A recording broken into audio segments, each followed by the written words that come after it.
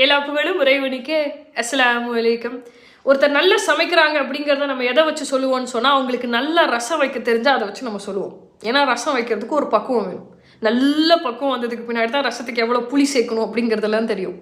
இது சமையலுக்கான பக்குவம் மட்டும் இல்லை, இதே பக்குவம் வாழ்க்கையிலையும் இருக்குது. நம்மளை சுற்றி நிறைய பேர் இருந்தாலும் யாருக்கு எந்த அளவுக்கு இம்பார்ட்டன்ஸ் கொடுக்கணும் அப்படிங்கிறத தெரிஞ்சு வச்சுருக்கிறோன்னு சொன்னால் நம்ம பக்குவமாக இருக்கிறோன்னு அர்த்தம். சில பேரை நமக்கு பிடிக்கலாம், இன்னும் சில பேரை நமக்கு ரொம்ப பிடிக்கலாம்.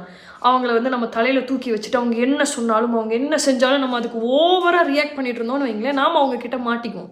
அவங்க செய்யக்கூடிய சின்ன விஷயம் அல்லது அவங்க நம்ம ஏதாவது மனசை கஷ்டப்படுத்துகிற மாதிரி பேசிட்டாங்கன்னு சொன்னால் நமக்கு தூக்கம் வராது, நம்ம மென்டலி ஃபிசிக்கலாக நம்ம அஃபெக்ட் ஆகும்.